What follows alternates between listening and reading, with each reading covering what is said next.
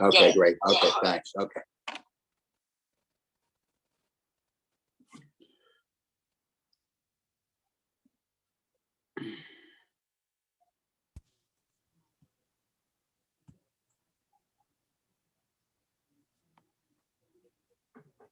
Well,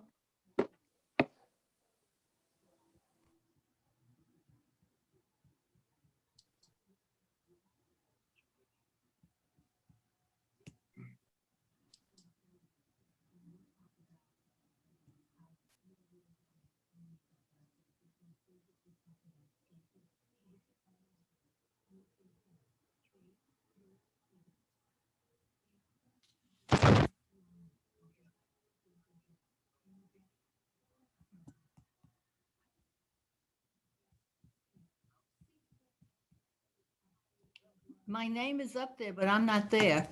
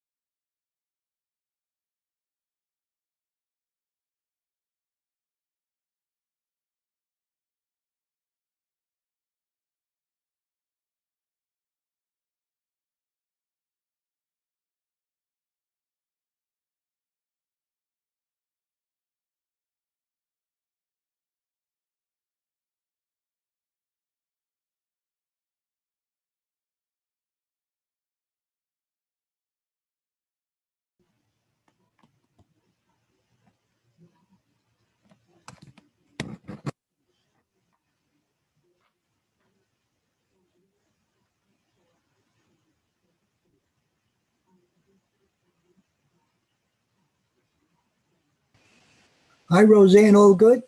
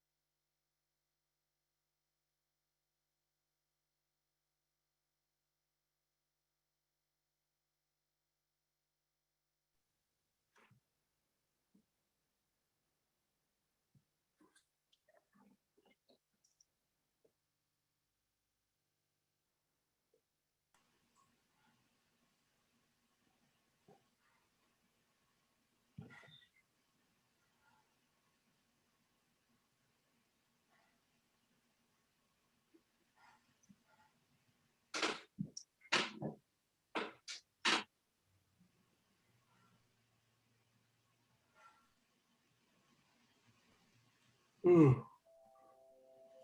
time is now 7:30 p.m. Good evening, everyone. Welcome to the Old Bridge Township Zoning Board of Adjustment meeting for October 7, 2021. I'm James Sullivan, and as the chairman of the board, I'd ask you now, please join me in reciting the Pledge of Allegiance to the flag of our country. I pledge allegiance to the flag of the United States of America and to the republic for which it stands, one nation, under God, indivisible, with liberty and justice for all.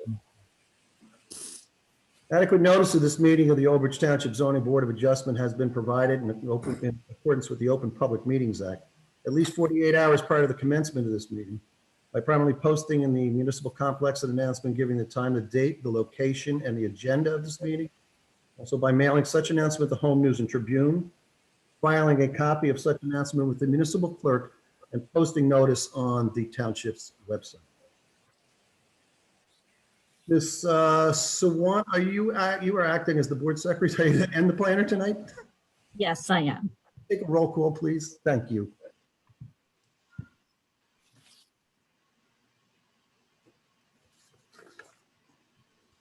Mr. Dewhurst, Here. Mr. Connor, Here. Ms. Kildoff, Here. Mr. Scogno, Here. Mr. Stoner, Here. Mr. Chevalier, Ms. Chevalier, sorry. Chairman Sullivan,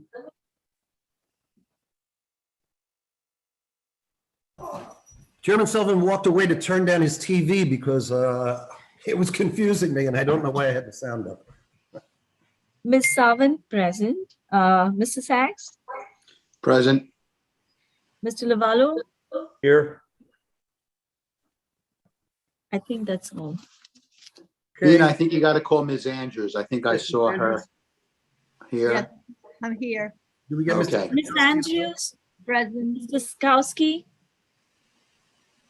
Mr. Psychowski as well. Yes, he's Here, here. I yeah, see here. him. Okay. Thank you, Ms. Sawant. I'll get back to you in a moment. This meeting is being conducted electronically via the internet as a webinar. It's unique and it takes patience for all involved. We no longer meet in the courtroom, which is being reconstructed, but we soon will. But we're doing this meeting from our own home via Zoom or our own offices.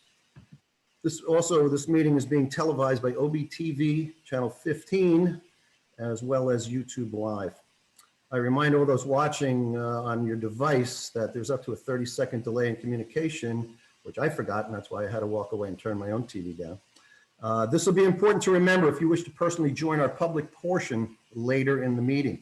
Anyone calling in must lower that device you're listening on. You'll be confused by the time delay. I would ask all participants now in the meeting itself to please silence your cell phones to avoid any disturbances during testimony.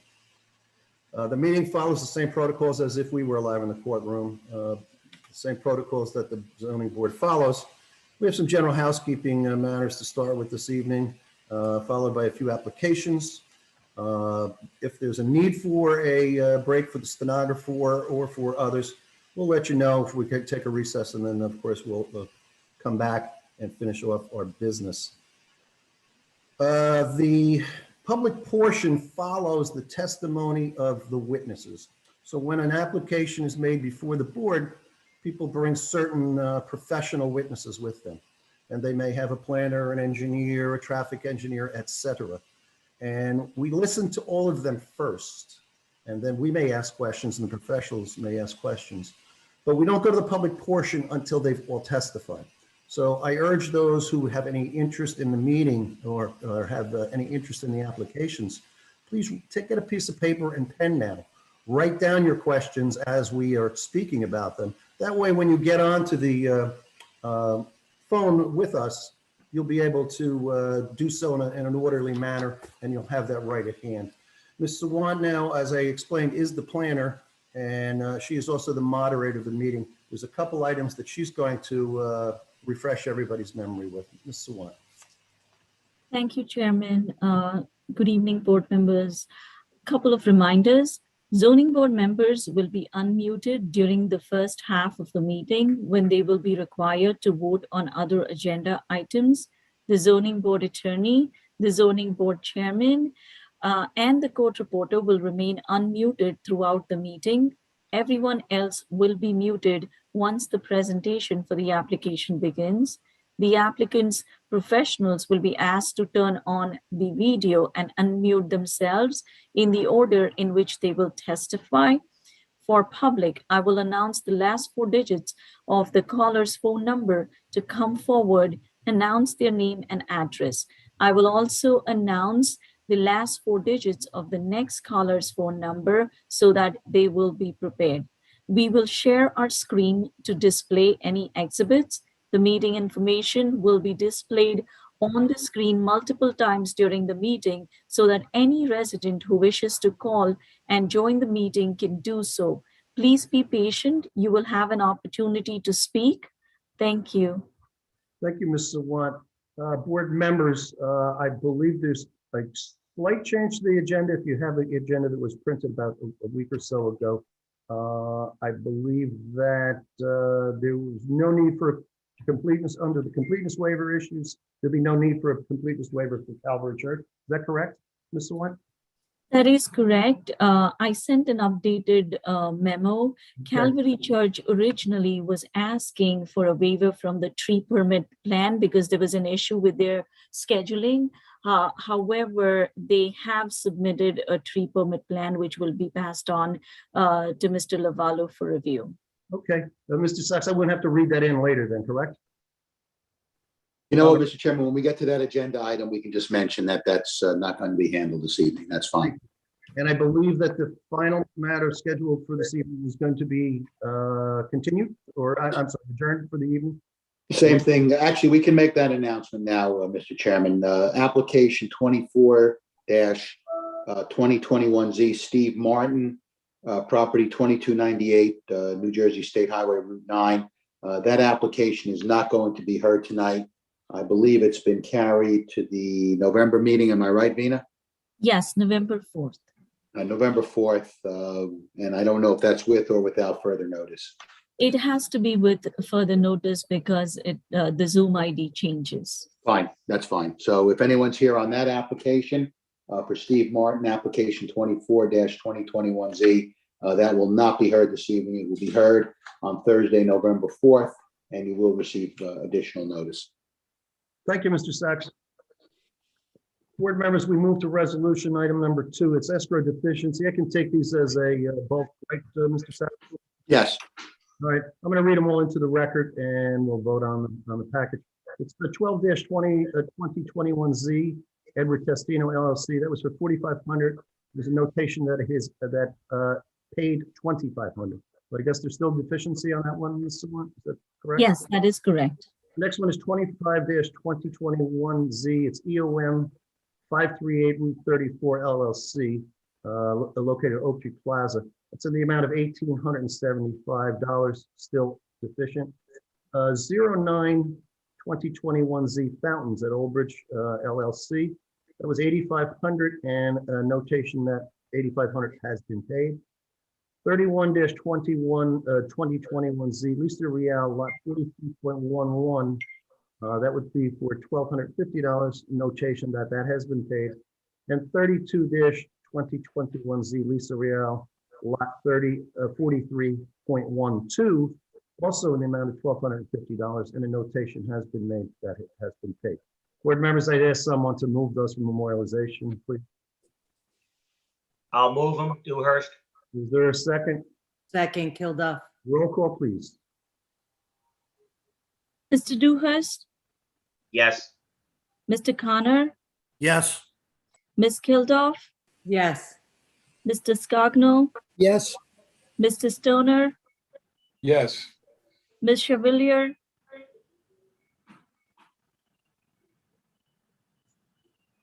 Don't see Doreen. I don't think she's here this evening. Okay, Chairman Sullivan. yes. All right. Move on to the second part of the resolution. We'll put this- Chairman Sullivan, if you don't mind, I just want to make a quick announcement because, and that's related to the escrow deficiency resolutions that we have been memorializing in the past. I have been handling billing and invoicing for the past like a month, over a month. And there is one issue that we have come across is many a times we have these applications scheduled. Mr. Sachs and all the professionals work on these applications. However, there are fewer funds in the escrow. So then we have to put them on the meetings, so that the board can vote on it, and then I can go ahead and ask for that money. But however, it was brought to my attention by the finance department that that is against financing law, that is against the accounting law established by state. So moving forward, before I schedule a public hearing, I will ensure that there is adequate escrow in those accounts for my time, Nicole's time, Mr. Sachs' time, before we even hear an applicant will be required to replenish the escrow account before we carry on with the public hearing. It just holds up invoices from professionals, and that's not the right way to do. So you will see fewer resolutions come in front of you for this matter moving forward. Thank you, Mr. Watt. Mr. Sachs, any comment? No, I think that's a good procedure to follow in the future. So I'm fine with that. Thank you. Thank you, Mr. Watt. Mr. Sachs, we put you to work now. The first resolutions for the evening, and you have 3 of them. 12-2021Z, Edward Testino LLC. Mr. Sachs. Yes, thank you, Mr. Chairman. This is application 12-21Z, Edward Testino LLC, property located block 4187, lot 3.11, 121 Route 34. This is an application that was heard on July 15th of 2021. Property located in the OG1 Office General Zone. The applicant was proposing to construct mixed-use building with office use on the first floor and 4 apartments on the second floor. The proposed building has a footprint of 4,904 square feet. Second floor contains 3 one-bedroom and 1 two-bedroom units. The proposed building will also contain a basement that would be used for storage, HVAC, and utility space. The basement also includes an 18-inch crawl space. Additional site improvements include landscaping and lighting, and the construction of 33 parking spaces, of which 2 spaces would be handicap accessible. A D1 use variance was required as residential uses are not permitted in the OG1 zone. In addition, a D5 density variance was required as the proposed project exceeds the maximum dwelling gross area for the zone. The maximum gross area permitted in the zone is 0 because we don't permit residential, whereas 2.1 units per acre are proposed. There were several witnesses who testified at the hearing. Ernie Feist, PE, was the professional engineer. Mr. Michael Testa, licensed architect. Mr. Justin Osiello, professional planner. And the only additional conditions of approval other than the standard conditions, the applicant agreed that no medical uses will be permitted on site for the first floor units. And secondly, the applicant agreed to revise the exterior architectural elevation to the satisfaction of the professional staff to create a more residential appearance and character to the building. As well, the applicant also agreed to install a bicycle rack at the rear of the building for use by the residential tenants. As I said, this application was heard and voted on July 15th, and you're memorializing it this evening. Thank you, Mr. Sachs. You know, when I read that, I had one question, and I don't know whether it was left out or whether it's automatic, and I guess it would be a question to yourself and to Mr. Watt. Would there be a COA contribution by apartment lease, or would there be a cash contribution to the COA? I believe it's exempt because of the size of the Okay. number of units. So yes, there's Okay. no contribution required. None. Okay, thank you very much. Board members, you've heard the resolution. Would someone like to move that? I'll move it. Stoner. Mr. Stoner, is there a second? Second, Kilduff. Roll call, please. Mr. Dewhurst, Yes. Mr. Connor, Yes. Ms. Kilduff, yes, Mr. Scogno, Abstain. I don't think Mr. Scogno can vote. He voted no. He actually, yeah, he opposed it, so he doesn't vote. That's fine. He and, Mr. Psychowski, yeah. Yep, Mr. Psychowski, that's right. Mr. Stoner, yes, Mr. Chevalier, Ms. Chevalier, She was not not here. present, so, yeah, she wasn't present that night, Bina. Chairman Sullivan, Yes, That's it. that would do it. Yep. Okay. The next one is 25-2021 EOM 538 Route 34 LLC. Mr. Stack. Yes, thank you, Mr. Chairman. EOM 538 Route 34 LLC, application 25-2021Z. Property located block 11252.14, lot 2111 at 538 Route 34. This was an application which was heard on August 5th, 2021. Property located in the R30 low-density residential zone. The applicant was seeking approval to amend its prior approvals. The board granted D1, D4, and D5 use variances and subsequently preliminary and final site plan approval for a mixed-use development containing the following: 2 one-story retail buildings with an 8890 square foot building footprint in each, and 1 3-story apartment building containing 36 units. The site would contain a total of 175 surface parking spaces. Based on the prior resolution of approval, only retail use was permitted in the 2 one-story buildings. The applicant now proposes to rent one of the buildings, Building A, for medical use. Medical use is not permitted within the R30 zone, nor was it approved by the zoning board as part of the prior application, and therefore the applicant was seeking an amendment to the previously approved plan, and therefore a D1 use variance was required. The witnesses for the applicant were Mr. Scott Kennel, PE, who provided professional traffic engineering testimony, Mr. James Higgins, professional planner. The applicant agreed to a number of conditions of approval, and let me just read them into the record. The applicant agreed to provide a revised site plan if requested by the professional staff for the inclusion of any drop-off areas. In addition, the applicant agreed that no drugs/alcohol treatment facilities, methadone clinics, halfway houses, and emergency or urgent care facilities will be permitted on site. The permitted uses for the approval will be limited to traditional medical offices and physical therapy rehabilitation centers by appointment only. Those were the conditions of approval. Again, this was heard on, or it was voted on August 5th, and you're voting on the resolution this evening. Thank you, Mr. Stack. Board members, you've heard the reading of the resolution. Someone want to memorialize it? I'll move it. For Stoner. a second? I'll second. Connor, I'll Stoner. second.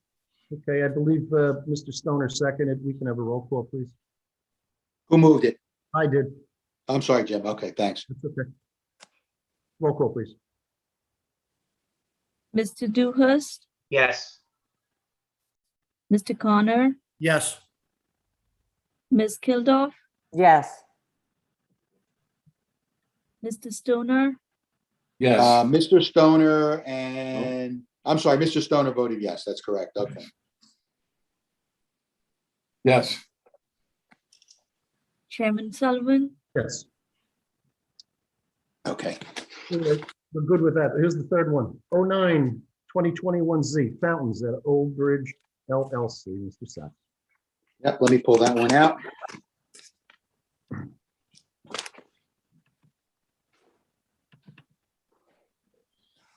Okay, this is application 9-2021Z, Fountains at Old Bridge LLC, property located block 10253, lot 911, located on Spring Hill Road, Old Mill Road, and New Jersey State Highway 34. This was an application heard on July 15th, 2021. Property located in the R20 residential zone. By resolution dated February 21, 2019, the Board of Adjustment approved a D1 use variance to permit apartments, a D4 floor area ratio of 0.24, and a D5 density variance to permit a total of 58 units, along with other ancillary site improvements, including the clubhouse. In addition, by resolution dated October 15, 2020, The zoning board approved preliminary major site plan with C variances and design waivers. The application is now pursuant to this application, the applicant was seeking final major site plan approval, bulk variance relief for identification signage, and design waiver relief for cartway width. The bulk variance was for freestanding sign size, 20 square foot maximum, 40 square foot being proposed, and the applicant was requesting a de minimis waiver from the residential site improvement standards for minimum cartway width. The applicant provided several witnesses, Mr. Sean Delaney, actually only one witness, Mr. Sean Delaney, professional engineer. And the only additional conditions of approval, the applicant requested and the board agreed to a de minimis waiver for the RSIS for the proposed drive aisle cartway width. The applicant also agreed as conditions of approval to provide signed and sealed structural wall calculations for the proposed retaining wall, subject to the review and approval of the professional staff, and will provide a video inspection of the outfall from the stormwater system that connects to the stormwater system on Spring Hill Road, subject to the review and approval of the professional staff. Again, this was voted on and approved on July 15th. You're memorializing it this evening. Thank you, Mr. Sachs. Board members, someone want to move the resolution, please? I'll move it, Dewhurst. I'll second Connor. Connor seconds, roll call, please.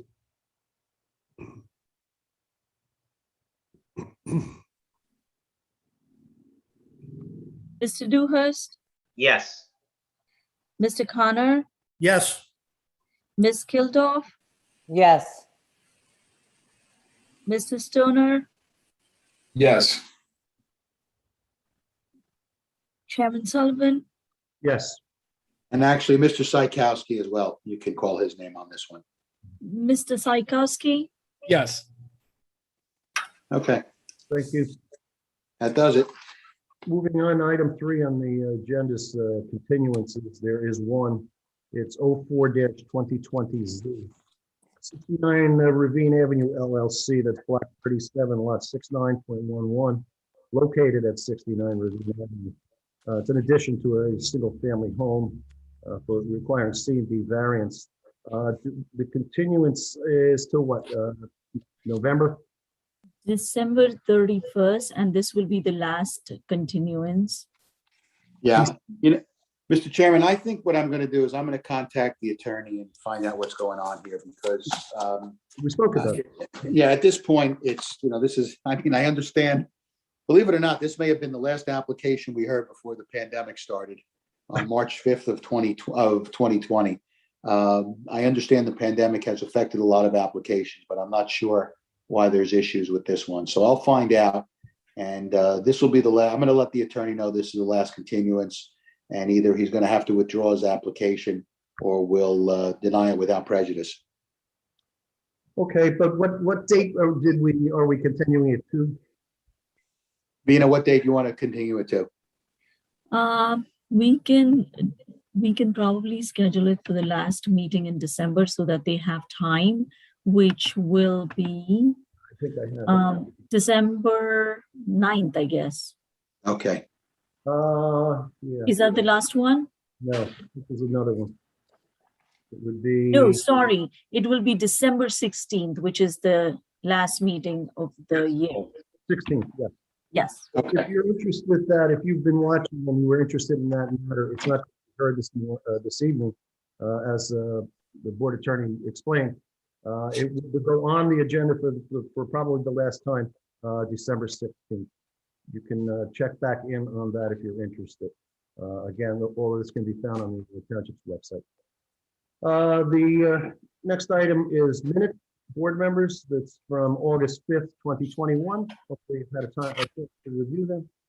Absent any comments or suggestions for addition or deletion, I would ask someone to move them into the record. Point of order, ahead. President Sullivan. Mr. Scott, Was there a transcript attached?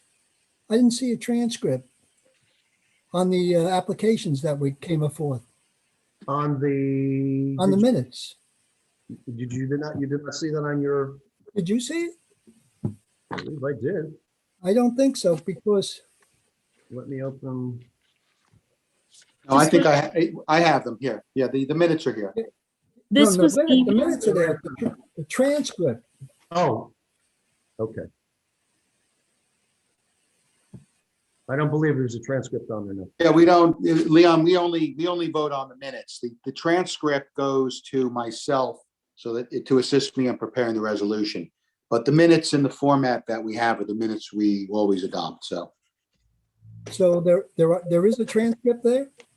Well, there's a transcript for every use variance that's provided to, it's provided to the staff and it's provided to me. But the minutes are not the transcript. The minutes are what, in this situation, it would have been what Kim prepared, prior to her retirement, I guess, was her last meeting. So just a question, you had the transcript.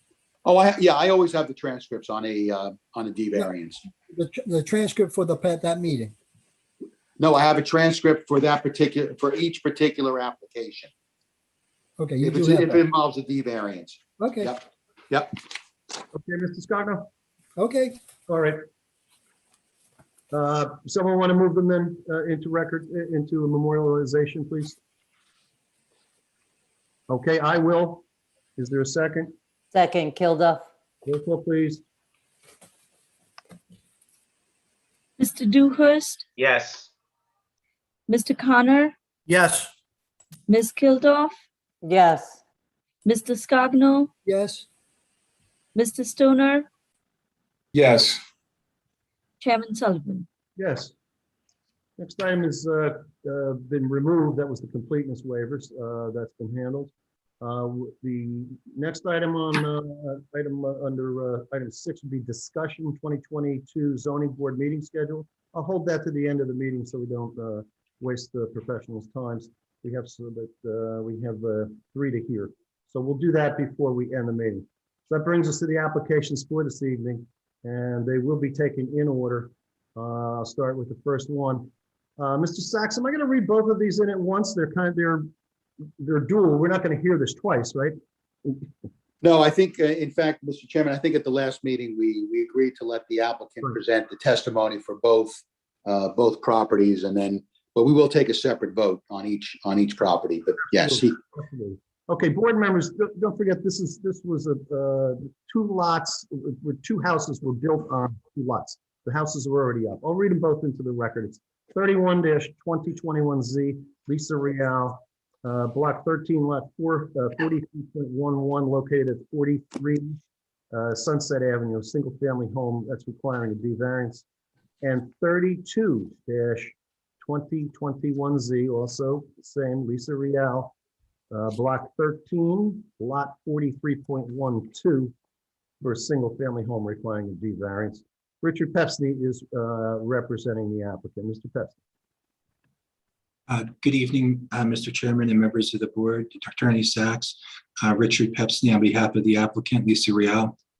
I've got our professional, Justin from Christine Phone's office, also zoomed in, and he was sworn in the last meeting.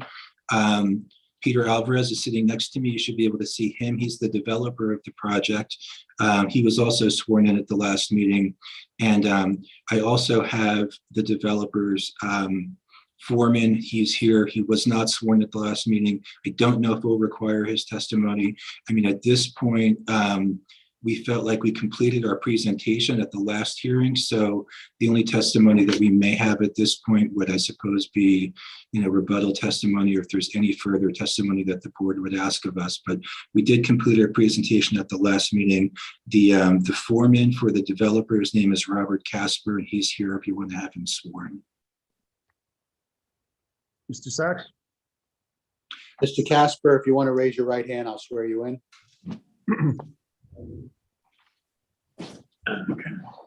I'm actually looking for him. Do you see him? Oh, he's right next to me. Okay, switch seats. Oh, okay. I'm sorry. Okay. You swear to tell the truth, the whole truth, nothing but the truth, so help you God? I do. All right. Please state your name, spelling your last name, and an address for the record. Okay, Robert Casper, Casper, 105 Sunset Road, Manchester, New Jersey, 08759. Okay. Thank you. So, Mr. Chairman, you may recall from the end of the last meeting, after we had completed our presentation, we were asked to upload certain additional documents, one of which was the resolution from the planning board hearing, which I've done. The other document was the actual transcript from the planning board hearing. So everybody should have seen those documents at this point. Yeah, my recollection is that this is a floor area ratio. I'm looking for my notes here from the last meeting. That's Problem, correct? It's I think it's at 0.5, and it's a 0.4 allowable. I'll pull my notes up. And also the decks are over the setbacks, correct? I don't believe that that's true. I think that was something that was approved in the planning board hearing. I don't think there was really an issue with the decks. I think it was really simply FAR. Right? Yes. Miss Sawant, would you agree with that? So, Chairman Sullivan, at the last meeting, we actually adjourned because Damian Gill, our zoning officer, who has a lot of history behind this application, was not present, and the board required that the zoning officer attend the meeting and give the board the history behind this project. And that's why Damien is here today to give us a little background on what happened, because I was involved in the project when it was in front of the planning board. And then I saw directly an application for the zoning board. There is some missing piece in between which Damien can chime in on. Damien, before you start, Mr. Pepsley, do you have a court reporter who's handling this Oh, evening? I'm sorry, I do. Deborah Masterson, she's I on. just want to make sure. Okay, I had a feeling she was, but I just wanted to make sure. Okay, thank you. I'm sorry. Debbie, you're okay, right? Okay. Damien, I'm sorry I cut you off. Go ahead. It's all right. I thought I was here to answer questions. No, I did take a moment to review an email exchange between Ms. Sawant and our attorney, Mr. Sachs, to kind of just catch myself up on the situation, because this matter does go back to March, I believe, of 2020. Is that correct, Vina? Yes. All right.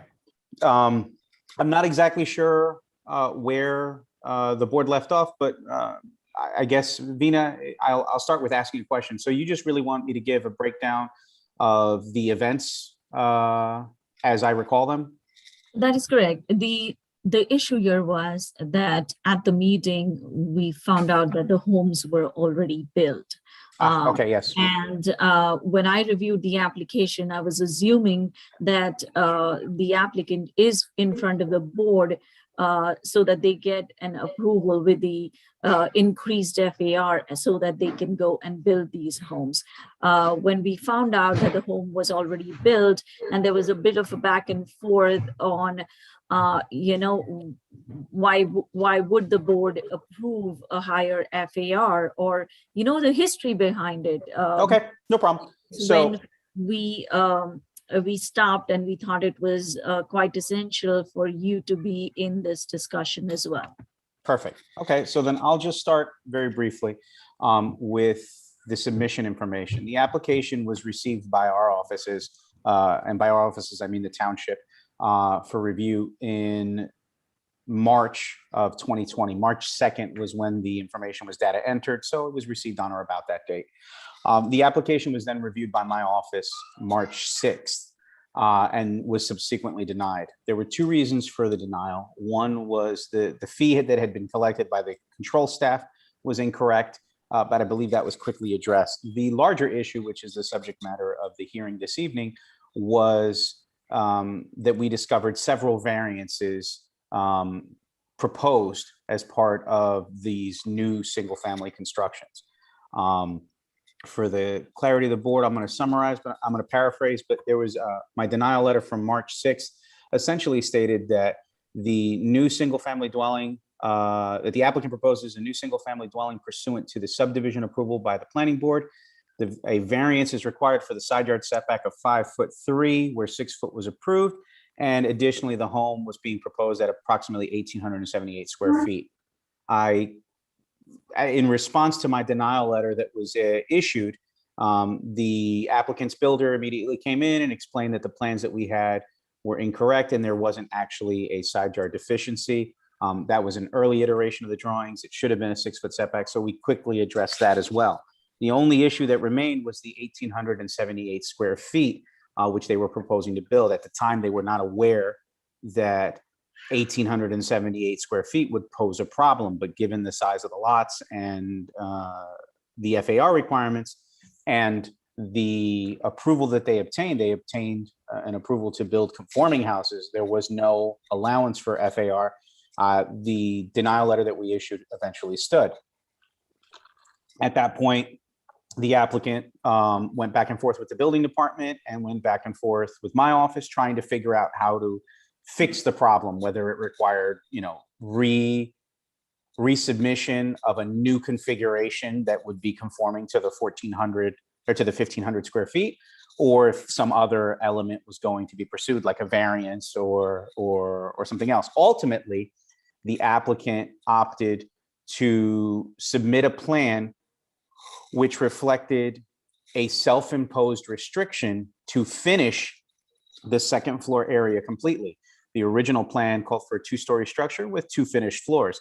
They were willing to self-restrict for approximately 216 square feet to alleviate the FAR condition. And we approved it subject to them to making it a condition of the zoning approval that 216 square foot could never be finished unless they went to the board, and that we would require an affidavit from any buyers of the property. And I believe we discussed the deed restriction, but that ultimately wasn't explored. And they agreed to that, and the permits were subsequently, the zoning permit was subsequently issued. At some point thereafter, they submitted plans for footing and foundation to get started with the project because they were still working out, I think, issues with the building department. And that application was ultimately approved as well, and they commenced construction. I'm not exactly sure of the timeline here, but I know that ultimately they decided it was time to come in for a variance because they weren't going to reconfigure and they wanted to finish the space. And it was at that time that the building department was doing inspections and discovered that the building was being constructed further than just the footing and foundation. Now, my understanding, and I'll defer to the applicant if he can chime in at this point, I believe that the full permits were ultimately issued. So while there was an issue with timing and them going beyond the scope of the construction, that has since been rectified. Is that correct, sir? What? Do you guys still have a stop work order on the property, or are you guys? No, we had one stop work order. And that has been lifted and the permits for construction have been issued? That was, yes, in the very beginning, yes. Okay, so there was an issue of timing. So the structure was being built and they didn't have the permits for that yet, but that has since been corrected. And then the application was filed for a variance, and they're now before the zoning board. And that's generally what happened. If the recollection on the applicant's part is any different, I'd ask them at this point to jump in. The one thing I do want to clarify, and I think you did touch on it when you indicated that, look, first of all, this was the beginning of March in 2020. So this was the onset of the pandemic. None of us knew how it was going to affect the construction of the property, the size of the crews that we could have on the property, the permitting process. We just really had no idea at that point how things were going to progress. But my client wanted to get started with the project. And I think this is in the record from the last time we met. And if not, I can elicit more testimony in this report. But this self-imposed restriction was never intended to be a permanent restriction. The anticipation always was that the applicant would come back before this board seeking D4 relief for FAR. So that was always the expectation. And it was really because of the COVID pandemic that it just wasn't really something that was doable at the time. So there was no malfeasance on the part of the applicant or on the part of the developer. It was simply the unsurety of what was going to be the effect of the pandemic at that time and how it would affect the ability to go forward with the development of the project. I would say that that's a fair assessment because we did discuss that as well. I think we wanted to get the applicant, to paraphrase what I recall him telling me, is they wanted to get the project moving, and COVID had, basically put everything on hold at that time. So yeah, I think that's fair. If I conveyed at all that there was malfeasance, that was not at all my desire. I appreciate that. Thank Thank you. Okay, so where are we at? They still need a D4, right? That's Yes, they still need a D4. Okay. They also need a variance on the decks because the deck needs a setback at the rear side. The ordinance requires it to be 21 feet, and I believe the existing one encroaches into the required setback. So that's a variance that is required. Gina, do you happen to know what you believe the encroachment to be? Because we didn't believe that there was an encroachment. So The applicant I will. next conform, as opposed to seeking further variance relief. Yeah, So That's all I it's do. roughly that's right. not, that's not correct, though. This is your survey. That's the original. That's not what was built, though. Is there a deck now? There's a deck, but see how far it comes out? It doesn't come out like that. If I can't show you on my end. You really can't. You see the two platforms? I got rid of that platform. It just has stairs. Yeah, right there. The stairs go that way. We don't know what right there means, so I can't. Yeah, we can. I don't know. I think he's indicating towards where the mouse pointer was. See how the stairs come down to a platform? It doesn't have that. It just turns that towards the left side of the house. I think what we can represent to the board, if it pleases the board, is that, we're not seeking variance relief for the decks, and if Yeah. they don't conform, that we will make them. Yeah, we're working, definitely. But it doesn't, So that you- was wrong. So in other words, you'll comply with whatever setback requirements are for the side and rear yard with respect to the deck. Correct. Okay. I The thought- required- I the thought required- maybe there's not enough room to do that. Excuse me? I thought that there was not the way I read this, there was not enough room to do that. Oh, no, there is, because it wasn't built the way that was depicted on the survey. Okay, we're talking about are we talking about each one of these applications then? Yes, Right. we are. They're Right. both built the same way. Okay. All right, so it doesn't require a bulk variance. And if I guess maybe what you'll have to do is provide an as-built survey Okay. to our staff so they can confirm what the size is. But if they confirm that you are encroaching on the rear and side yard setbacks, then you'll have to reconstruct that deck to make it conforming. Okay. Agreed. All right.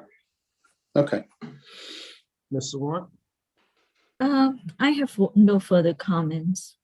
Okay.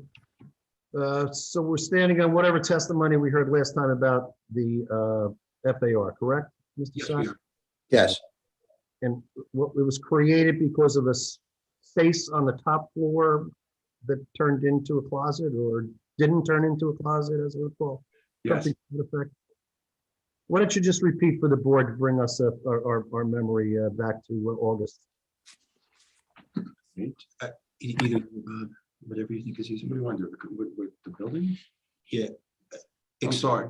Explain, I think what Damien just sort of explained too on his timeline was how we went from, when it was discovered that an FAR variance would be required, how we ended up here. Because of the COVID situation we just discussed, it wasn't feasible to go Yeah, it forward with wasn't the feasible to D4 go at the time. forward with the D4, so we decided to make it to a closet area and go in front of the board and go for the zoning for the D4. Which is what brought us here tonight. Yes. You have all that down, Ms. Masterson, because they were both talking at once. So. I'm sorry. got it. Okay. Board members, any questions of, I guess, Mr. Casper, seeing as the only one sworn right now? Do you have any questions on this project whatsoever?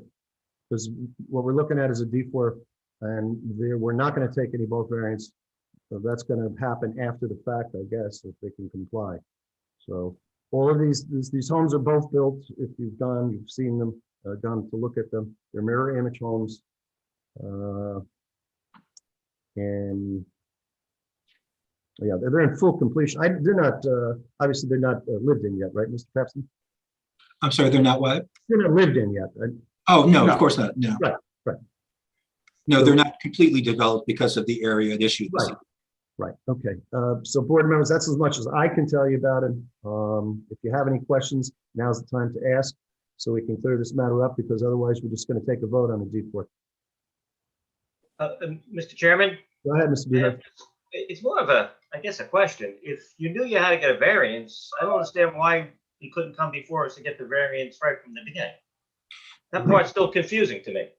Because It's very small on each, it's very small on each variant, so why Well, not just come before us?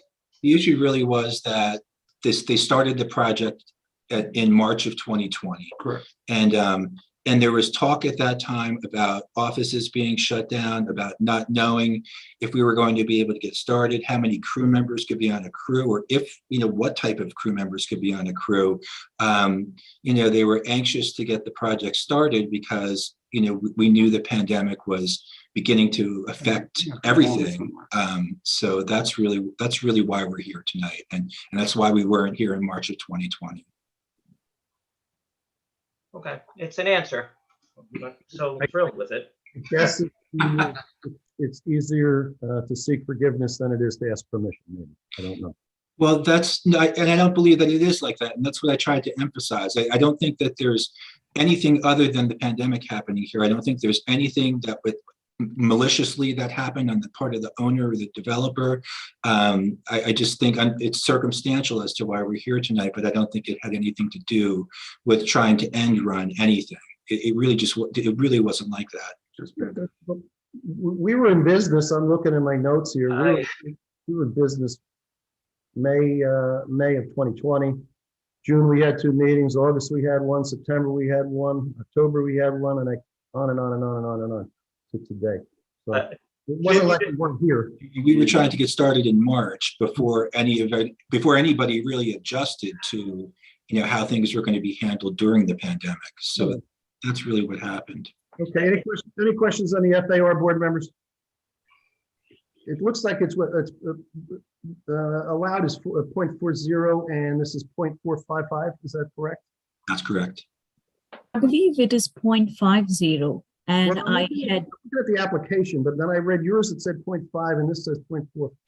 right, and in my memo, I did state that there is a discrepancy, and I believe the ratio should be 0.50. Mr. Pepsi, would you agree that it's 0.50? I don't believe that that's what was on our map. 1 second. Okay.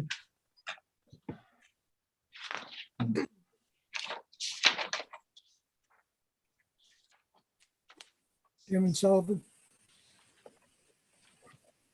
Yes, Mr. Scogno. does this oppose any encroachment to a neighbor or another resident? No. No. Okay. I don't know if I can go on right now to pull up the application, but do you think that the application that was submitted is different than what you calculated? No, I calculated it based on your application, and it was 0.50, whereas one of your plans said it was 0.455. Damien, I know that the encroachment, you had some numbers, and I thought it was close to 300 square feet, which would be around 0.50. Let me ask the applicant then, is the house still 1,858 square feet total? Or did that change? One was 1820. All right, so let's go off of 1820. The lot size approved was? 3,750. I have the size of the home as 1878. I mean, we can split the 8, we can split it down the middle. It's 0.485 if we go off the numbers that were just put on the record, 1820 divided into 3750. My denial letter indicates 1828, which is closer to what the applicant stated. I don't have the plan in front of me. to the construction plans in front of me, but I'm trying to pull up the construction application online to see if there was a number put in. And it was based on, Even if it was the number you're saying 1828, then it turns out to be 0.49. Yeah, it's 0.485. So yeah, it would be 0.49. So it is 0.49. I believe I rounded it up to 0.5. And that's what the applicant is asking for. yeah, I thought technically it was 0.485 and we rounded up to 0.49, but whatever we'll submit. My calculations, it was 0.487. So I would round it up to 49. All right, And let's, then with a single digit, 0.5. Okay. I mean, it would be safer to ask for. why don't we do this? Just so there's no confusion, let's make it 0.50, all right? 0.50. We'll accept go. your determination. Yeah. Thank you. Thank you. All right. We're in agreement, 0.5. 45. Okay. Once again, board members, I'm looking around. Anybody have a question? You're all muted, so just raise your hand, please, if you have a question. And if you don't, Mr. Sachs, this is just going to be a D4. 4.40 is allowable in the zone, or would be allowable, and they're asking for 0.5, correct? Right, and let's, Ms. Sullivan, let's go to the public, because there may be some members of the public. So, Okay, I just want to get them, any of my board first to see if they're going to ask me. Board members, I hear none. All right, we will go to the public on this matter. It's numbers 31-2021, we're going to vote on first, and then we'll deal with 32-2021. But if you're someone at home who has questions or comments on this, you can speak to both of them. We'll vote each one separately. This is located at Sunset Avenue. It's lot number 43, address number 43, and address number 45. So it's block 13, lot 43.11. We would be dealing with first. If you have any questions, please call the phone numbers that you see in front of you on your device, and we will be glad to listen to you. Ms. Sawant, is anyone on the line as of yet? Yes, I have two hands raised. The Okay. first one, Anne Marie. Please unmute yourself. Anne Marie, can you hear us? Can you hear me? Yes, Yes. I can. yes. Board attorney. Okay. The board attorney will swear you in, please. All right, ma'am, please raise your right hand. You swear to tell the truth, the whole truth, nothing but the truth, so help you God? Yes, I do. All right, please state your name, spelling your last name, and address for the record. Okay, my name is Anne Marie Cordero, Cordero. Your address, ma'am? My address is 112 Hillside Road, Sparta, New Jersey. All right, you're quite a distance from Old Bridge, but go ahead. I own the property Okay. next door. Got it. Okay. Got it? Got it. Go ahead, ma'am. Hi, I was just wondering when you said the encroachment is like that on my property. I'm on 101 Highway 35. I don't. No, believe- I there's no don't encroachment. believe there's an encroachment on your property. I think what the board member was referring to is whether or not there was any violation of the side and rear yard setback with the deck. And Okay. no, it's not encroaching on your property though, no. Okay, all No, right. it's totally on the each of the lots. There's nothing that goes over the lot. Okay. Because I saw on the plan, it looked like, I couldn't exactly tell, like the driveway entrance, is it cutting off mine to get into my property? No, I know no. that sounds crazy. As you look at the houses, which one is yours? To the left or to the right? I don't have the plan in front of me right If now. you were facing, standing in the I street. would probably be on the left. I'm on the corner. It's a little white house. You put a fence up already. All right. Good. Either Mr. Casper, could you explain that or answer that? There it is. This is mine, block 13. This is your two homes. And what exactly is this? where it goes on from Sunset Avenue past the existing driveway. It says existing driveway to be removed. I guess that's on yours, right? Yeah. That's right. Yeah. Okay. Driveways come straight off the house. Okay. Okay. That's the part that confused me. I just saw these arrows. It says existing utility connections to be used for new dwelling, Yeah. existing driveway to be removed. So I said, oh, what's that about? You know what, looking at this, it looked like the driveway originally was encroaching on your property. Yeah. That encroachment is now being removed, so you're okay now. All right, That's all gone. Okay. all right. All righty. Thank you. That was it. Thank you so much for calling. We have another person from the public, Ms. Thorne? Yes. Chris, Yes. Chris, the board attorney swear you in. You're gonna have to state your name.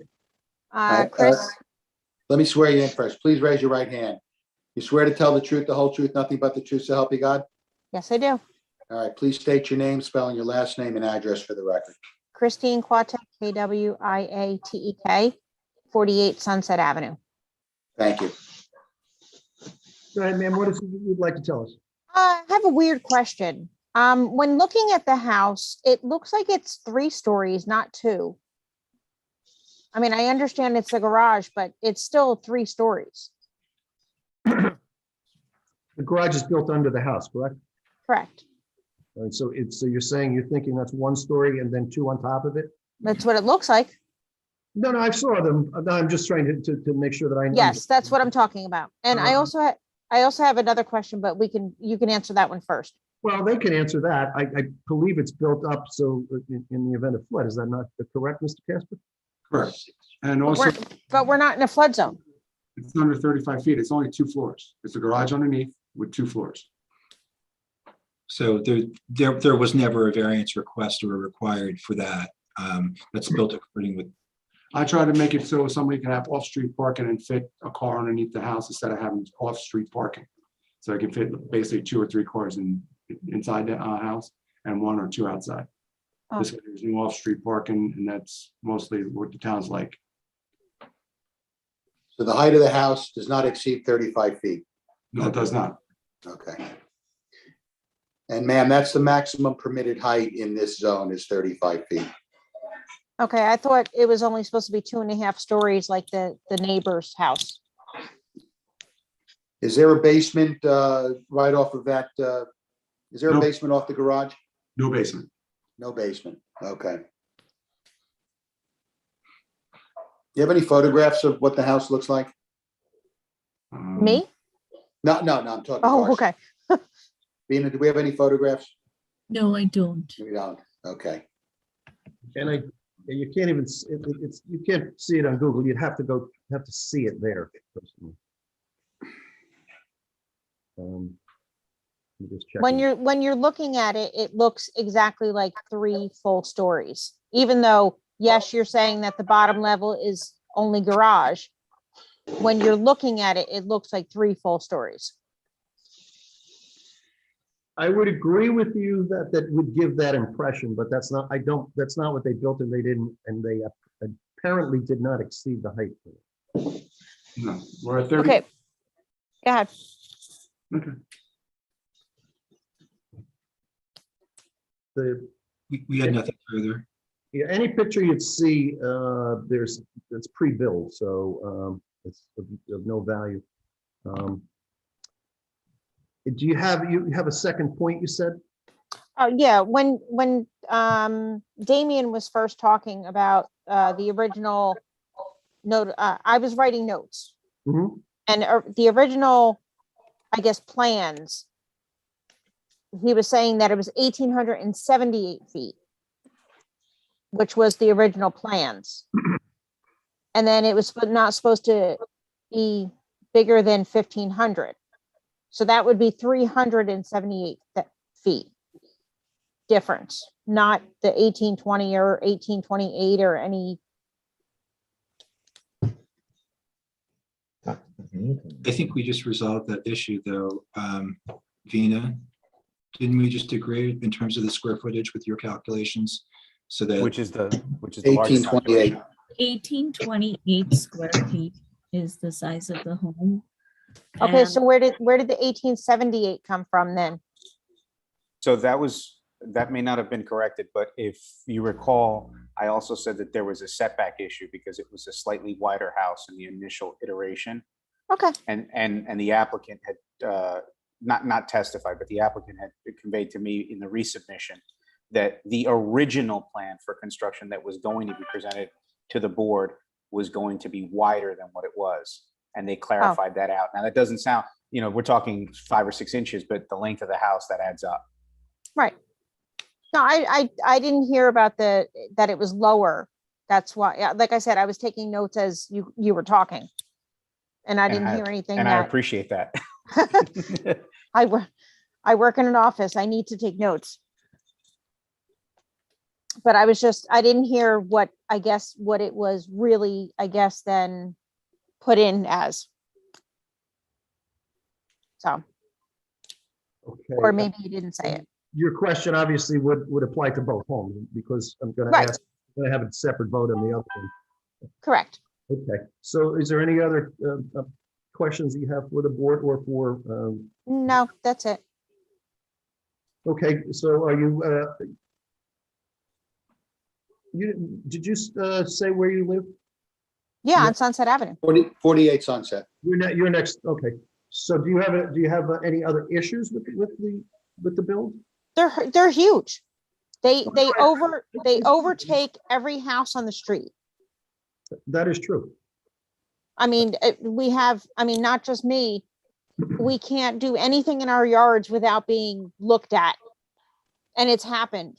We have people that have been in their pools and people were staring at them in their pool from the deck. I mean, it's just rude. Mr. Sachs, Nobody even lives there. Somebody was on the deck while a neighbor was in their pool, and he was in his own private pool, and people are just staring at him. And until he turned and looked at him, He has been in that house for months. somebody was on the deck. I'm telling you. Well, it wasn't us. Nobody should have been on. I didn't say it was you. I said someone was on the deck. Okay, I'm sorry. Nobody has been in that house for at least 4 or 5 months. at No, least. I know that. I live here. Okay. I'm just telling you what happened. if you're interested in seeing what it looks like, the plans are on realtor.com at that address. You can actually. I have a picture before it had siding and everything on it. Well, he just wanted a reference point, ma'am. That's all. Okay. We have the actual plans, but. No, I know. I meant of the actual home. Mhm. Okay, anything else that you? No, would like thank to- you very much. All right, thank you very much for calling. Anybody else, Ms. Swan? no, I don't see any raised hands. All right, this would be the last chance on this first matter to call if you're interested, because we would vote on the first lot and then the second lot separately. So if you're interested, please call now so you can get into the queue. We'll go back to the board members. This will be just a one vote on this particular lot, and then we will repeat the same on the next one. Is there any final comments or questions by the board members, or questions you would like Mr. Casper or perhaps the attorney to explain before we go for a vote? I see none. Mr. Pepsney, do you have any final comments before I call for a vote? I do not. Thank you. Okay. Board members, do you know the location? We've decided that it's going to be 0.5, where 0.40 is allowable. So this is a D4, and it would be for the FAR, the floor area ratio. Would someone be inclined to move in favor or opposed to this? Either way. Anyone? Okay, well, we have to get it going somehow, so I will vote to move the D4. Is there a second for that? Second, Kilduff. Okay, we can have a roll call, please. Mr. Wundt. Mr. Dewhurst, Yes. Mr. Connor, Yes. Ms. Kilduff, Yes. Mr. Scogno, Yes. Mr. Stoner, You're muted, Ben. Yes. Thank you. Ms. Chevalier, she's absent. She's absent. Chairman Sullivan, Yes. That would, And Mr. Psychowski. You yes. can call him. Mr. Yes. Tchaikovsky, Yes. All right, so that was on application 3120-21. Now we have to do application 32-2021. Okay. For anyone who hasn't seen these homes, that's the fact that I have. They are absolute identical mirror image homes. So nothing is different in one home than the other. Am I correct in saying that, Mr. Pepsney? Yes, you are. Yes. Okay, so there's really no other questions to ask, but I have to open up the public portion. Again, this is matter 32, 2021Z, located at 45 Sunset Avenue. We just did 43, this is number 45. If you have any questions, please call the numbers, one of the numbers that you see in front of you, and the board will entertain your questions or comments. Is anyone in queue at present?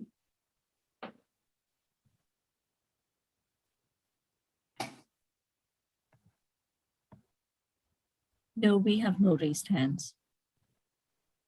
Mr. Chairman, I think we can note for the record that the same objector who testified on the public portion for the other application would note the same objection. Okay. Is that okay with you, Mr. Pepsi? Yes, it is. That's fine. Okay. We can close it then, Mr. Sacks? Yes, yes. The public portion is now closed. Come back to the same issue. Board members, any final comments or questions before we call for a D4 vote? I see no hands. Mr. Pepsi, any final comments? No, I'm fine. Thank you. Board members, we have before us a D4 floor area ratio. The same exact thing exists. 0.4 is allowable, 0.5 is present. Either someone can move to approve or deny. Move to approve. Kilduff. Is there a second? Second, Stoner. Roll call, please. Mr. Dewhurst, Yes. Mr. Connor, Yes. Ms. Kilduff, Yes. Mr. Scogno, Yes. Mr. Stoner, Yes. Chairman Sullivan, Yes. Mr. Tchaikovsky, Yes. Matters approved. Mr. Pepsi, thank you, and Mr. Casper for your presentation this evening. Thank you On your- Thank you, Mr. Chairman. Thank you, members of the board. Good night. Good night. Mr. Chairman, could I have a couple minutes to switch over? Yeah, that's what I figured. You're doing the next one, right? Yes. Okay, how about we take a 5-minute recess? No longer, please. Right, the time right now is, I have it at 38, let's call it 8:45, no later. That's 7 minutes. That should satisfy everyone. We stand in recess. Please mute your screen, your screens.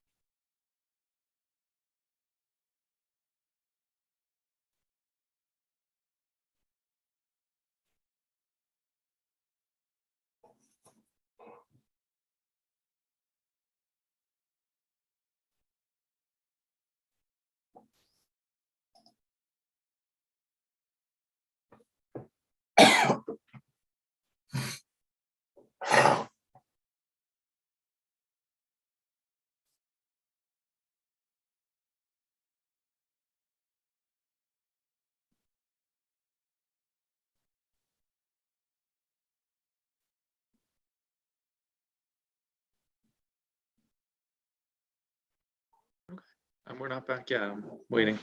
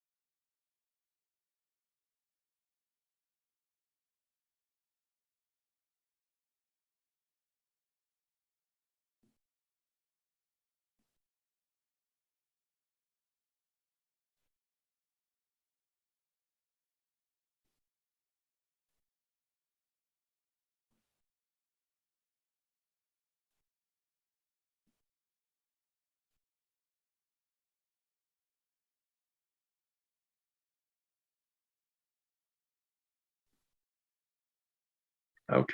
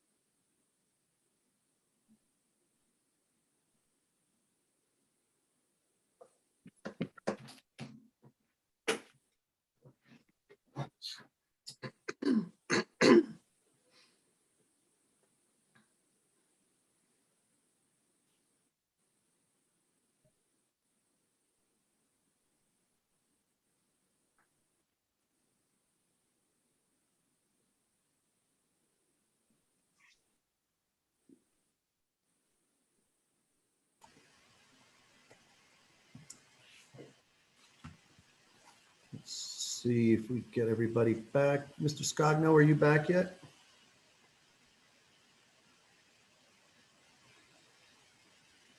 Okay, Mr. Connor. Yes, I am back. Yes, I am back. Thank you. And Ms. Andrews, you're back, I see. We'll just wait for Debbie. I'm here. Okay. You ready to go? Yep. All right, I'd like to call the meeting back to order. The zoning board of adjustment. Ms. Sawant, can we have a roll call, please?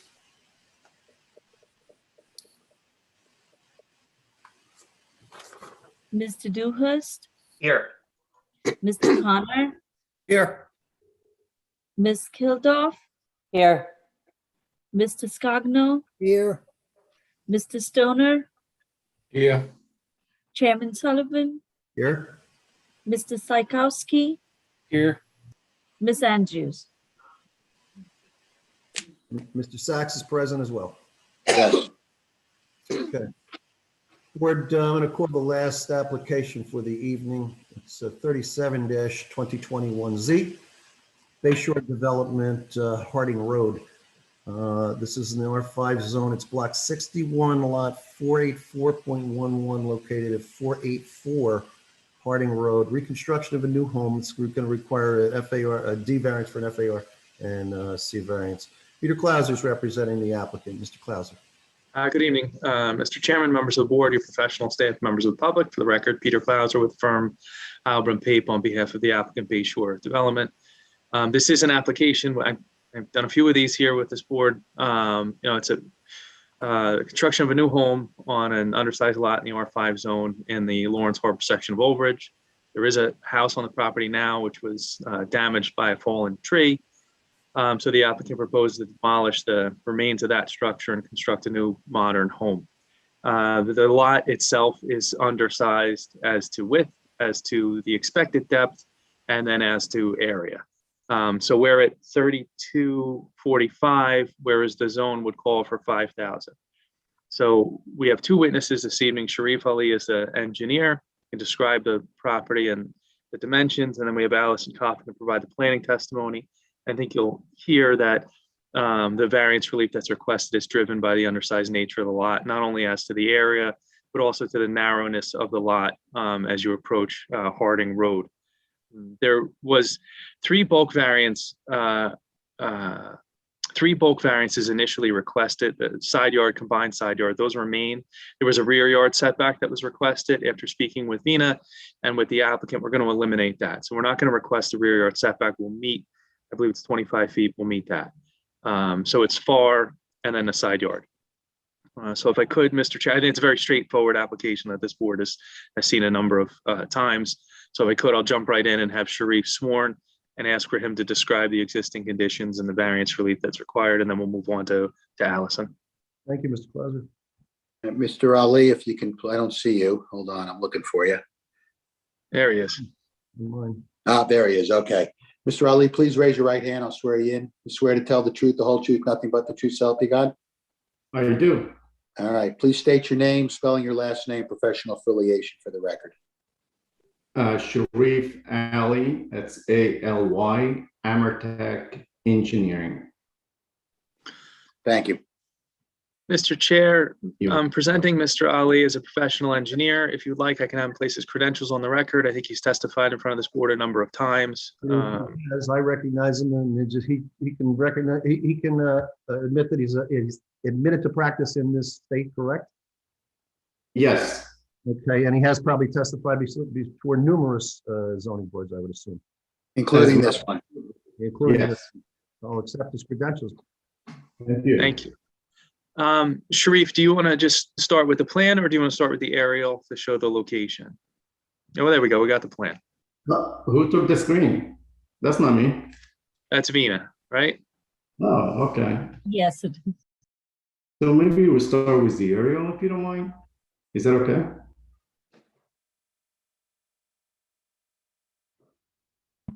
Yeah, sure. Just give me a second. Thank you.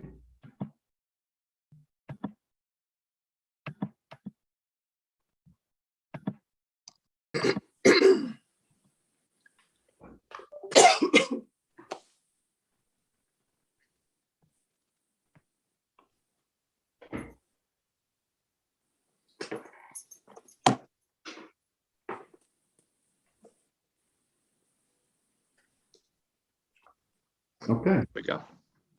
here you go. Just for the record, this lot is shown on the official tax map of the township as lot 484.11 in block 61. And as you heard, you just happen to have the same address, 484 Harding Road. We in the area of Lawrence Harbor, and we are the rear yard of the lot, or the lot's backing up to Raritan Bay. We also located on the east side of Highway 35, and we very, very close to the intersection of Lincoln Avenue. So that is the lot, and it shows, I'm not in control of the screen, but it's right under the word road, AD, that is the lot.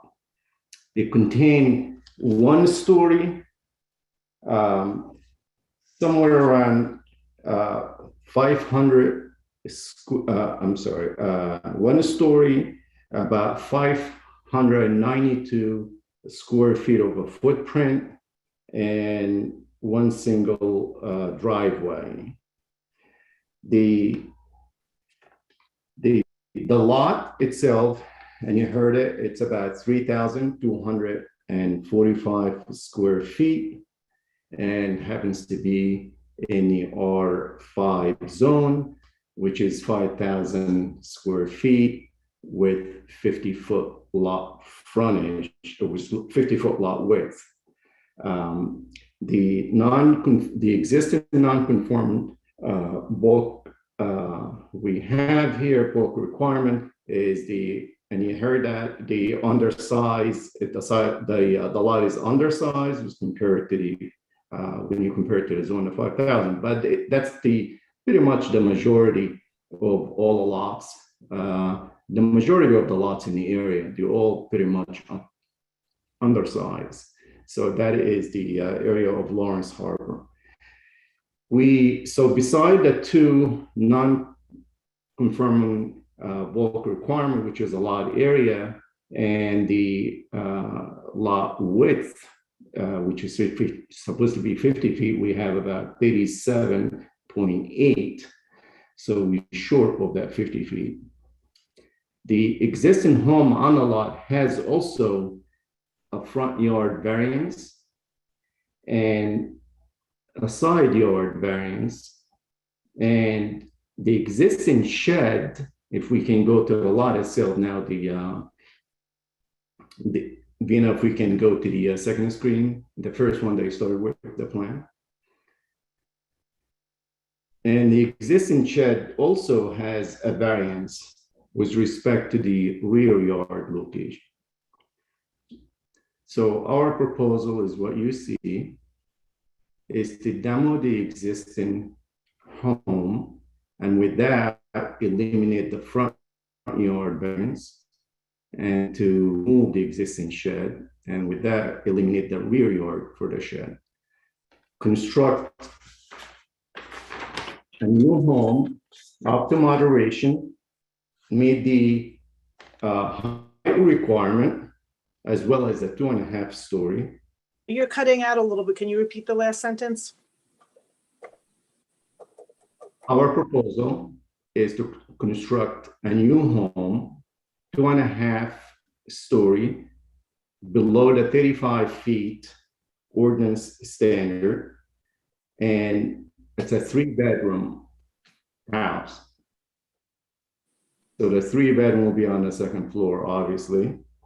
And we also have attached garage to the house. And as you're looking at the screen, that will be on your left-hand side, as well as a driveway. So the garage is 1-car garage. The driveway could fit about 2 cars. So that's our proposal. The footprint of the house on the ground, including the garage, is about 900 square feet. The FAR ratio that we're asking for the FAR ratio in the ordinance in the R5 zone is 0.40. We are seeking 0.46. So we're just a little bit over that. And that's based on the 1,495 square feet livable area, which is the 2-story.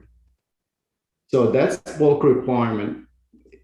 We are seeking the FAR in addition to the side yard.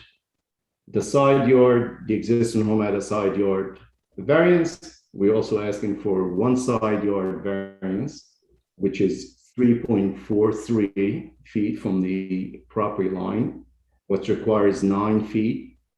And the combined in the ordinance having to be 18 feet. Our combined is 9.43. So that's 2 new bulk requirement related to the side. And you heard from Mr. Clauser that we are eliminating the rear yard requirement, the variance for the rear yard. So that's pretty much it. It's a simple plot plan that you see in front of you using the existing utilities out in the street. They're all there. We're not opening up the street. And that's pretty much it. Sharif, how wide is the lot on your zoning chart? So when you're talking about the frontage, which is the street right of way, is 35 feet. When you're talking about along the setback, is 37.8. So it's very close to 38 feet. So 38 feet. Yeah, So we're 12 feet deficient 12 feet short, yeah. of what should be in the zone. And if you said your combined side yard setback was a little over 9 feet. That is correct. So in the event that the lot were the proper 50 feet, we would have 20 feet to play with. We'd have the 21 feet to create side yard, so that the narrowness of the lot is really driving the side yard setback here. That is correct. This is not a rectangular shaped lot. As you see, it's more like a trapezoidal or a pie. So that is the issue with the lot, as well as most of the lots in the area too. And then if you were to take this house and put it on a 5,000 square foot lot, the FAR would be somewhere about 0.3. Is that correct? Yes, will be well below what's in the ordinance. I have no further questions for Mr. Ali. He's available to the board and your professionals for any questions. As I stated earlier, our next and last witness is Allison. Ms. Sawant? I don't have any questions. Who's is you acting as engineer as well tonight? Yes. No, Mr. Ali. Who's from the township? Anyone? This is a use variance application, so typically engineering does not review the application. Okay. Is there, let me just see here. Mr. Sachs, do you have any questions?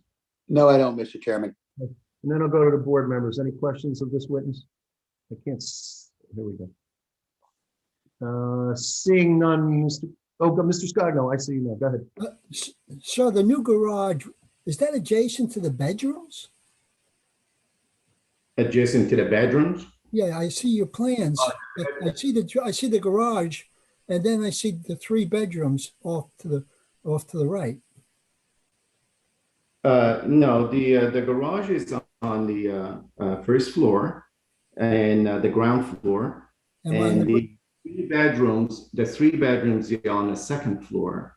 What you see on the screen is just the footprint, which it's just we adding we required to show the information that this house here is going to have story dwelling with 3 bedrooms. That's what you see that in the parentheses, that 3 bedroom. But the 3 bedroom, to answer your question, is on the second floor. Okay, so what would be on the first floor next to the garage? Will be on the first floor. I'm looking at the architectural, and will be the kitchen area, a living room area, and 1 bathroom.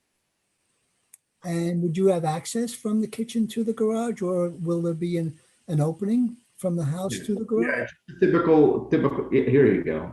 There you go. Yeah, so yeah, just a typical accessible, a door from the garage to the kitchen area, like any other home. Yeah. And you Okay, see that on the screen, all the way to the back is the door. Okay, thank you. Any other questions from any of the board members? No, I don't see. Mr. Clauser, I think I got pretty much what you said there, that the narrowness of the lot is really driving the side yard and the combined setback, correct?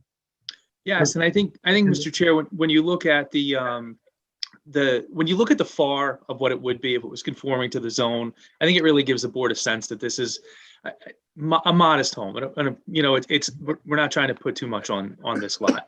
Right. And I think Allison will even speak to it. Also, we do meet and exceed the landscaped area ratio, which is essentially a reverse impervious coverage. So there's still, plenty of space left on the lot.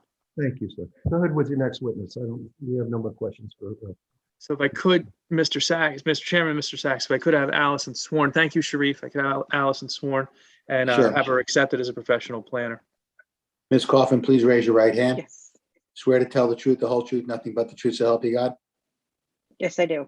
Okay, please state your name, spelling your last name, and professional affiliation for the record. Allison Coffin, Coffin. I'm a licensed professional planner in the state of New Jersey, and I'm certified by the American Institute of Certified Planners.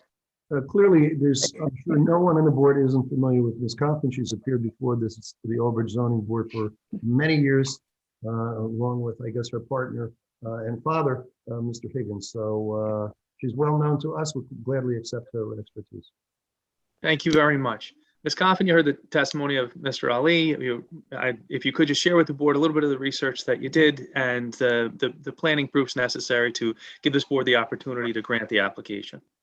Sure. I reviewed the application, discussed it with the applicant, and visited the property. I suppose I can't get away with just saying Peter already gave my testimony. No, I'm going to need you to put it on the record, Allison. Oh, okay. He likes doing So that. it's my opinion that special reasons exist for the granting of the FAR variance, and that the site can accommodate the requested FAR despite the need for a variance. A floor area ratio is a planning tool which is commonly employed for limiting the intensity of a use of property, similar to a density or bulk building size. Now, in the Randolph Town Center Associates versus Township of Randolph case, the court outlined the types of proofs necessary for granting an FAR variance. The court determined that an FAR variance, though it's a D variance, is distinct from a D variance for a prohibited use. It's more like a conditional use. It's inappropriate to apply the same standard of proof for an FAR as we would be looking at for a D1 variance. More appropriately, the standard to be applied should be similar to that which we look at for a conditional use, which involves the ability of the site to support the use despite the deviation from the FAR standard. In this instance, the property can accommodate the proposed FAR. The site can provide conforming parking, supporting the floor area proposed for this 3-bedroom home. The zone overall anticipates homes that are about 2,000 square feet. That's that conforming FAR on a 5,000 square foot lot. Therefore, the proposed 1,490 square foot home is not oversized for the zone and would not require relief, but for the size of the lot. So there's a degree of hardship as the lot size drives the need for this variance. If this were on a conforming 5,000 square foot lot, the FAR would be 0.3, or well below the maximum for the zone. So the fact that the lot still provides more than the minimum landscaped area indicates that the lot is not being overdeveloped despite the request for additional floor area. The remaining variance relief for the side yard and combined side yard are bulk or C variances. There's some hardship that drives these variances. This is an existing undersized lot, which has an area of 3,245 square feet, where the zoning requires 5,000 square feet, and a width of 37.5 feet, where 50 feet is required. There's no additional vacant land available to expand this lot to remedy either of those conditions. And developing this lot with an appropriate sized home will require bulk variance relief. The prior home that existed on the site was non-conforming for front yard setback, side yard setback, and the accessory rear structure yard setback. The applicant has provided a plan which eliminates two of the existing variances, that front yard and the accessory rear yard, but does still require relief for side and combined side yard. Now, the side yard and combined side yard setbacks are necessary on this lot, given the exceptional narrowness of the lot, in order to provide adequate living space and that one-car garage supporting the home. Given the irregular shape of the lot, which flares out slightly from front to rear, the magnitude of relief is greatest at the front of the building line, and the side yards increase in depth as we head towards the rear. So there's not a 3.43-foot side yard along the entire length of the side, only at the front corner. These variances could also be granted under the C2 standard. The proposed variances advance the purpose of the MLU well with regard to purpose A, promoting public health, safety, morals, and general welfare. Purpose C, providing adequate light, air, and open space. In this case, the proposed new home provides more appropriate light, air, and open space at the frontage where the existing front yard variance has been eliminated.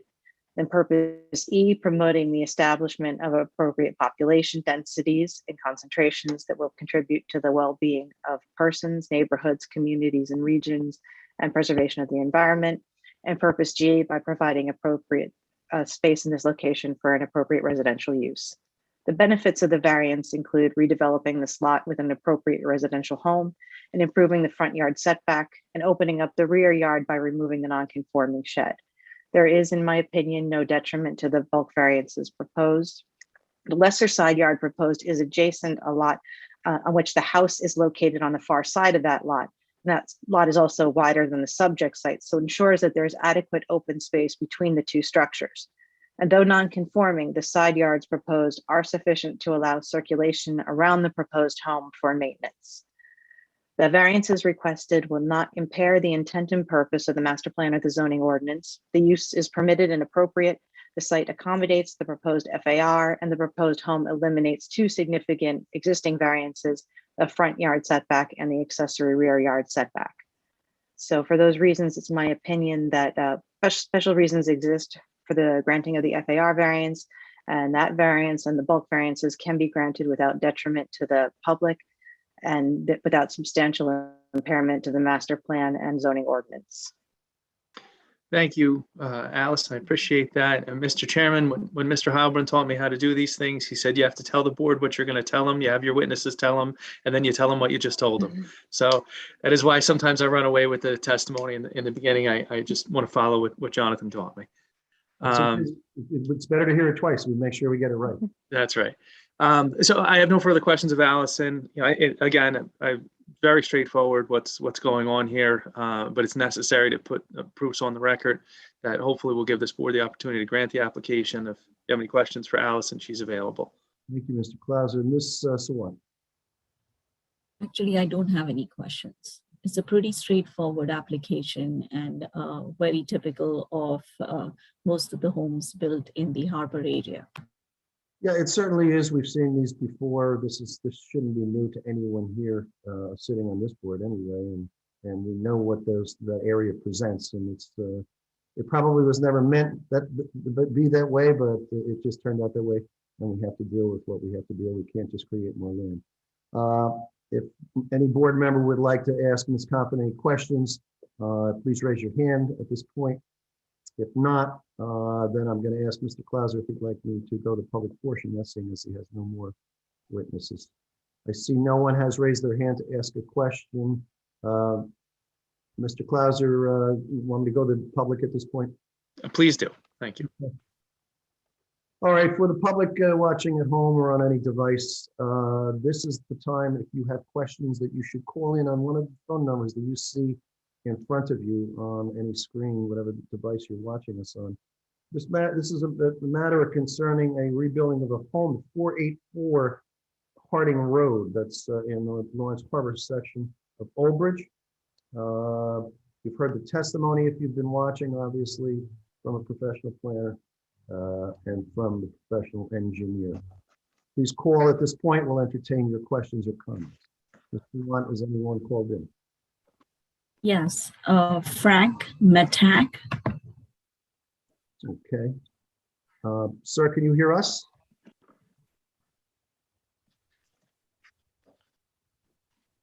I don't see him on the screen. Is it the last name Tack? Is that what you said? It's Frank Matak. Yes. Okay, there we go. Maytek, okay. Mr. Maytek, the board attorney will swear you in first. Mr. Matak, please raise your right hand. You swear to tell the truth, the whole truth, nothing but the truth, so help you God? I do. All right, please state your name, spelling your last name and address for the record. Francis Matak, 4 M-A-T-A-K. I live at 486 Harding Road in Lawrence Harbor. The house next door, it would be tax lot number 485. Thank you, sir. Sir, would you do me one favor? Whatever device is in the background, it's echoing, so we're hearing, if you could just turn that. Turn it off. Thank you so much.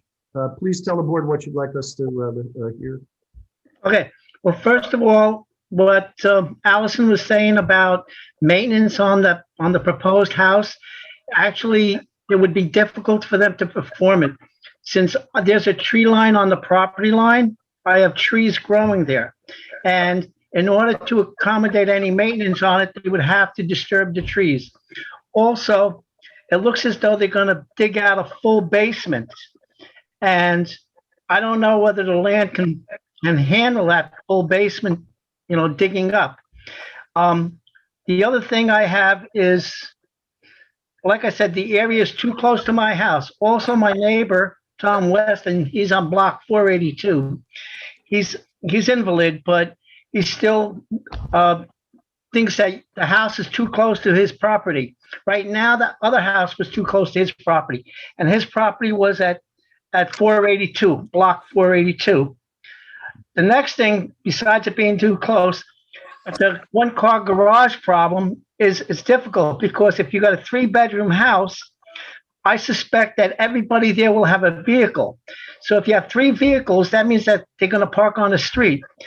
And we know that when it gets heavy, during the winter time, it becomes impossible to drive, and it's very difficult to have cars on the road during that period of time. So they have to accommodate at least the 3 cars, because if you got 3 bedrooms, you got to have at least 3 cars. That's the way I calculate it. I don't know how people can get around without cars anyway. And also, I wasn't sure about the roof orientation, because the debris that comes from the heavy rains that we have, I don't want it sloshing onto any of the shrubbery or that we have. Okay, that it creates flooding. On block 482, the way the house orientation is that when it rains, all the water is going to go pouring into his yard. And then his yard becomes a sopping mess. It becomes flooded. He's experiencing that with his neighbor at 481 block, where they just built up this new house at 481. And the orientation of the roof is such that when heavy rains come down, it pours down and washes his house down excessively. So that was another concern of mine and Tom's. Can you enlighten me? We're going to find out right now, sir. Mr. Clauser, you want to have one of your professionals speak to those issues? Yeah, if I could speak to yeah, maybe we could have Sharif come back on. You have to unmute yourself, Mr. Alley. Yeah, I'm here. Sharif, with regard to the parking, there is a state standard, if you could share, for a 3-bedroom home. What are the requirements for the applicant to provide for off-street parking spaces? Yeah, as a matter of fact, this application will probably be one of the only few homes in the area that will provide off-street parking. The state requirement, what you're referring to, is the residential site improvement standards for 3 bedrooms, pretty much 2.5 spaces. What we have here, 1 in a garage, 1 in a driveway, and you heard testimony on that. So we do meet the residential site improvement standards. And then just further, I asked you to measure the distance from the garage driveway out to the edge of pavement, and even if that was necessary, there's enough room for a 3rd car to be parked on a driveway out to the edge of pavement. Well, Peter, I'm not sure what you tried to say, but what I said is that one car in the garage and two cars in the driveways. Is Oh, that I'm what sorry. You did say it. I missed that. Yeah, 2 cars in the driveway. That's right. I'm sorry. I apologize. So we do meet the residential site improvement standards, and as I said, you're probably one of the few lots that will be in the area that will be providing off-street parking.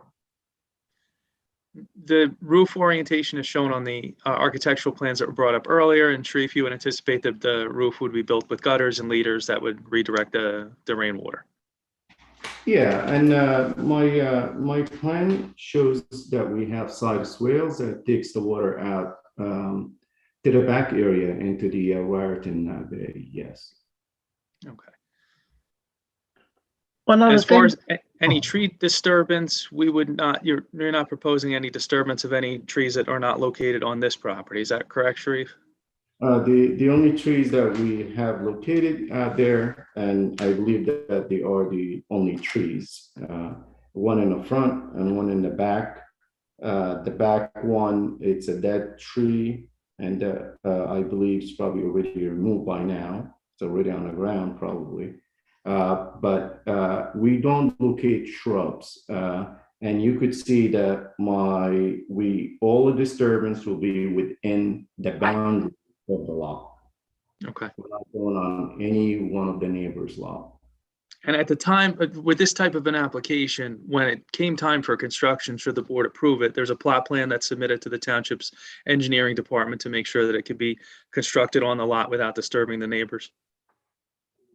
Oh, yeah. I mean, the part of the application will be implementing the soil erosion and sediment control measures, which is basically what you see out there on any construction site, is the black fence. We call it the silt fence, as well as the construction stone entrance. So that's going to be pretty much lined up with the boundary of the property, yes.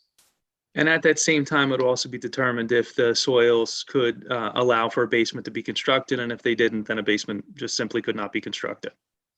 Yeah, we are dealing with Township of Old Bridge. They're very, very sophisticated building department.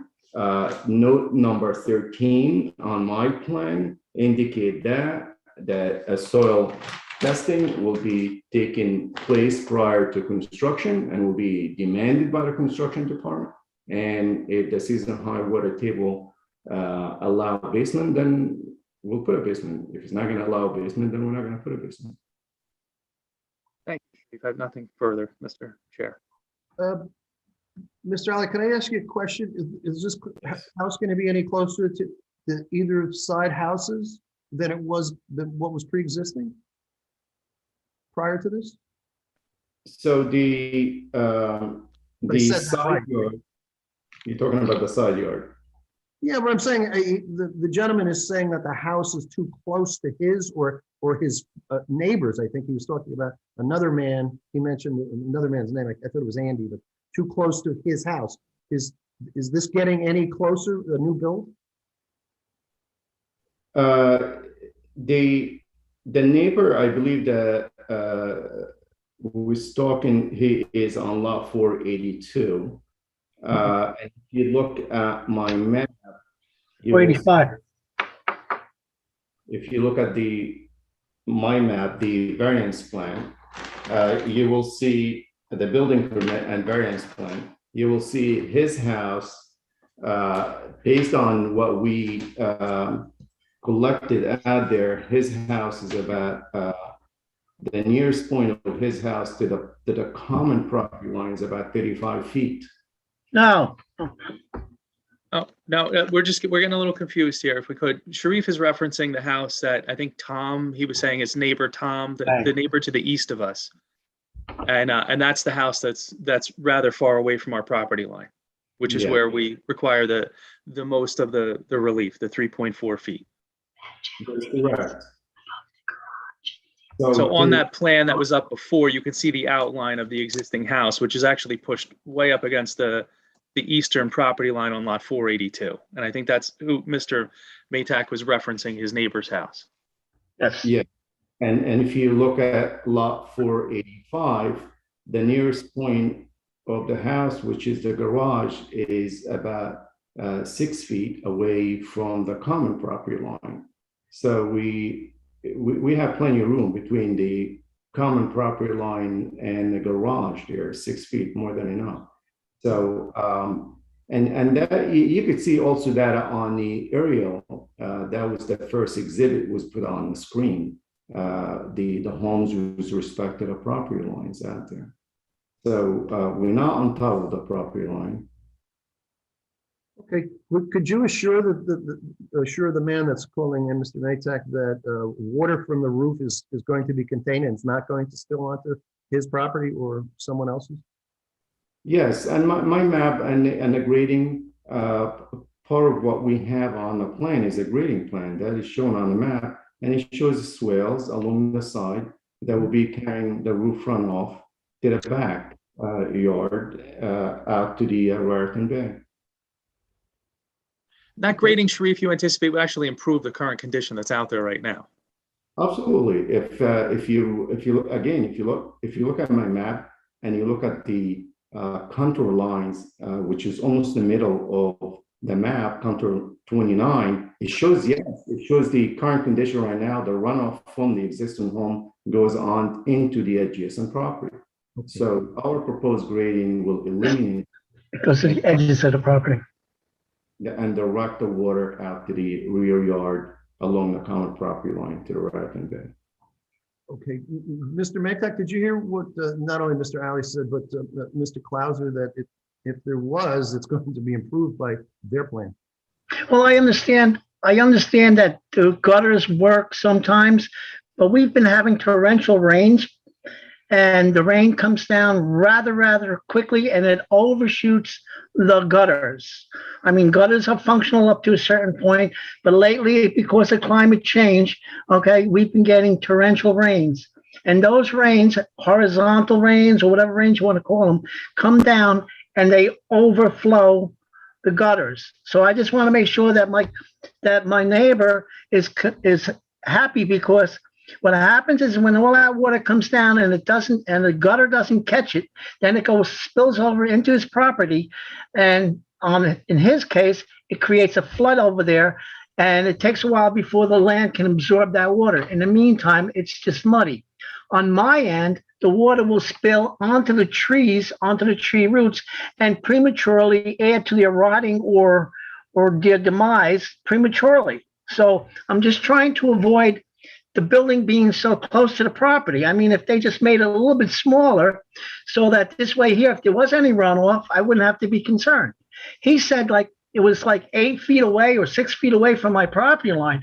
The fact is that there's something going to be there that's going to interrupt it, whether it's a heavy rain or heavy snow or something of that nature, and it's going to fall and it's going to come and it's going to impact me or the neighbor Tom. So I'm just trying to cover all bases before, so that's all I'm just trying to do. I'm just trying to ask him to answer that. Like in the wintertime when we have the heavy snowstorms and we have snow drifts that are 8 foot. And there's only a gap between me and the next door house, 6 foot. I mean, where is he going to put the snow? He ain't going to put it on my property. He's going to put it where? Down the back? And that's a question, because he can't put it out in the street, and his frontage can't park cars in the street from what I see. And if he does try parking in the driveway, that's okay. The problem with parking in the driveway is that you have a bedroom on top of a garage, and if they leave the car running in the bedroom, that's going to create a problem too. So I'm not for cars inside houses, into living quarters or near living quarters, until we get electric cars. But until then, but that's why I want reassurances about the weather elements on how it's going to be controlled. Well, that's what I was trying to elicit some commentary for you and on your behalf and on your neighbor's behalf, and they put it on the record. So I'd have to take the professionals at their word. I can't imagine a licensed professional would be lying to the board, but I'm not a licensed professional, so that's why I'm just trying to help you out here. and to get Mr. Clauser to kind of help you out. I appreciate it. It's just that people haven't been living here. I've been here for 40 years, and I could see the weather, how it changes, and how it impacts almost every house in the area. And so when you have a house built of such magnitude, because it's like twice the size of the original house there, the snow's going to have to go somewhere else. The rain's going to have to go somewhere else because you're displacing something. And in the displacement, it's going to go either on my side or it's going to go on Tom's side. And it's not going to go down the back, okay? Because that's nature. Well, Mr. Chair, I think that's contrary to Mr. Ali's testimony, that they're actually regrading the lot as they're building it in order to push it back toward there. I would agree with Mr. Maytak that perhaps the existing condition is that way, but should this application be approved by the board, that gets improved. And it's not just what Sharif says. Your engineer is going to look at it, Mr. Chair and board, and make sure that it's acceptable. So it's not just us. No, I fully understand that. And that's why, as I said, I just wanted to elicit commentary for Mr. Maytak to understand that it sounds that there may be an improvement versus what the present situation was. Right. When it's not, can you sit on? Thank you. Thank you, Mr. Maytak. Anything else you want to tell the board? Excuse me? Is there anything else you'd like to tell the board, sir? Not at this time. Thank you. Okay, thank you, sir. Do we have any other callers, Ms. Sawant? No, I don't see any raised hands. Okay, I would think that people have had sufficient time, but once again, I will say, this is the public portion. This would be the time to call in if you have commentary or questions about this matter. That's all I can say. At 484 Harding Road. I'll give you about 30 seconds if anybody else would like to call in. Otherwise, we're going to close the public portion shortly and move on.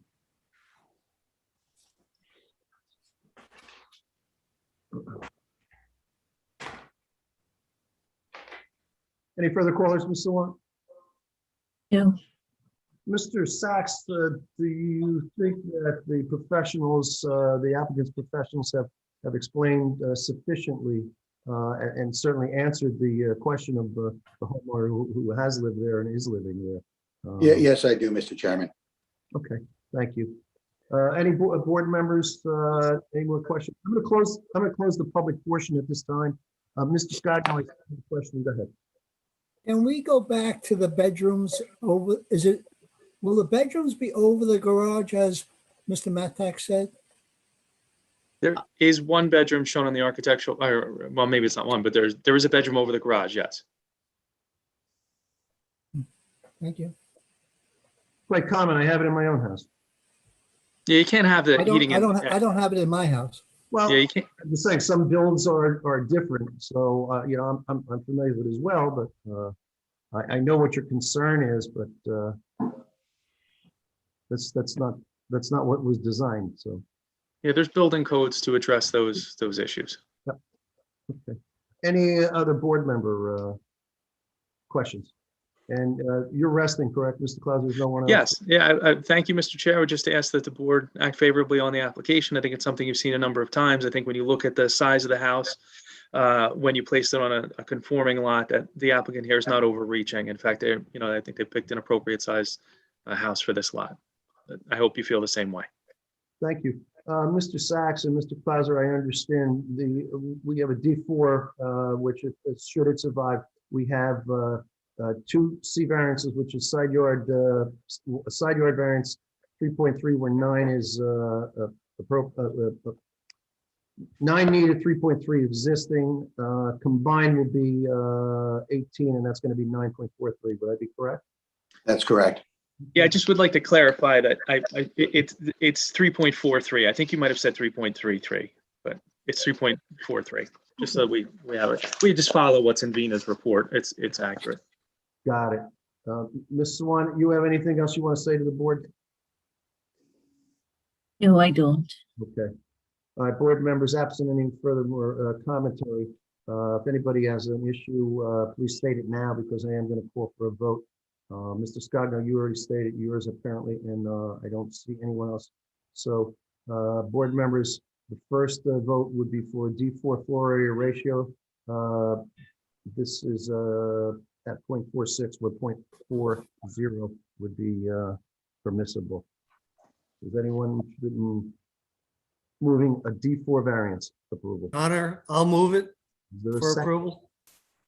Dewhurst, second approval. Roll call, please, Mr. Sawant. That's the D4. Mr. Dewhurst, Yes. Mr. Connor, Yes. Ms. Kilduff, Yes. Mr. Scogno, No at this time. Mr. Stoner, Yes. Chairman Sullivan, Yeah, I think the burden of proof has been met here. I can vote yes. Mr. Psychowski, Yes. All right, D4 is approved.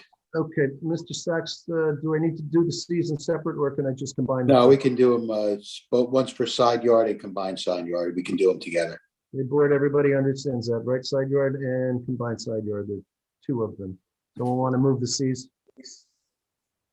Who was that? I'll move the Cs. Dewhurst. Connor, I'll second. Connor will take it. Roll call, please.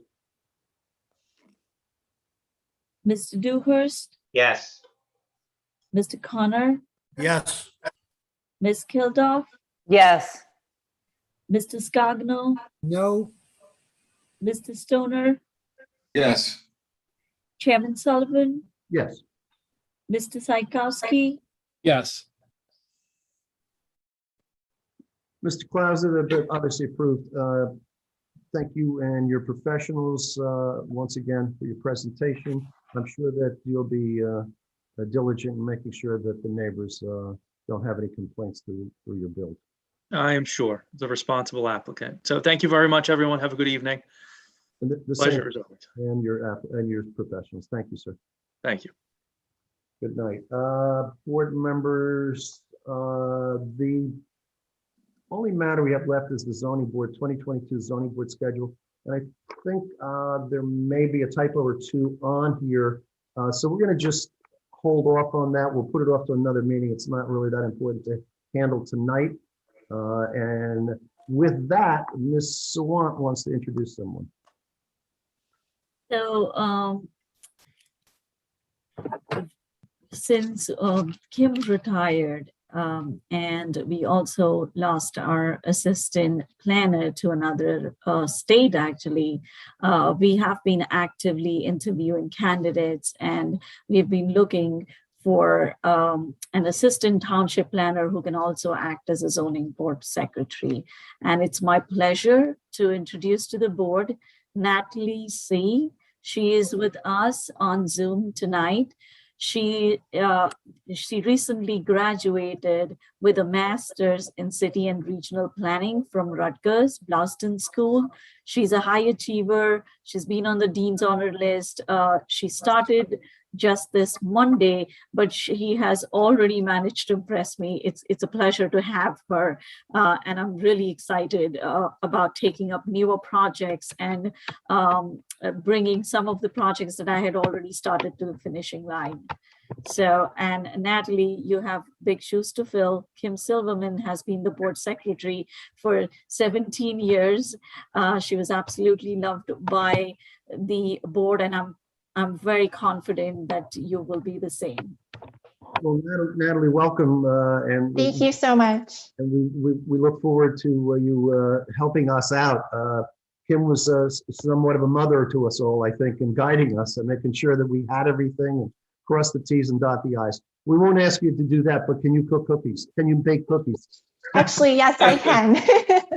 Thank you so much. He was famous for that as well, but we're not going to ask you to do that either. But once again, welcome to employment in the township. We're quite friendly people, so I know nobody's going to bark at you. And if they do, just let me know. Thank you.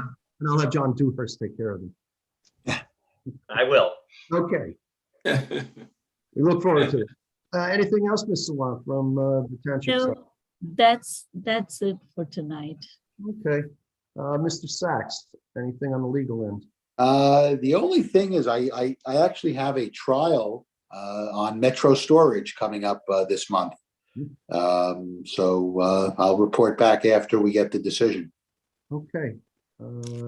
Short of that, any board member, any comment before we close for the evening? Larry, do you remember how to get to the courthouse? Well, John, the courthouse is still closed. Oh. So it'll be a virtual trial. Well, okay. Yeah, still, I haven't been in a courthouse since March of 2020. It's incredible, but it'll be virtual. It'll be a virtual trial. I've had a few of those, so. All right, well, And yes, I know, I still remember how to get there though. that should end our business for the evening. What do we have coming up? Next meeting is October 21st. 21? Okay. Yes. Hopefully we'll see you all there. We won't miss any holidays. Get your pumpkins out and get ready for scary Halloween coming up near the end of the month. Someone want to make a motion to adjourn for the evening? Motion to adjourn. Okay, is there a second? Aye. All in favor, signify by saying aye. Aye. Thank you. We stand adjourned for the evening. Good night, Good everyone. night. Great weekend. Good night, everyone. Aye. Everybody.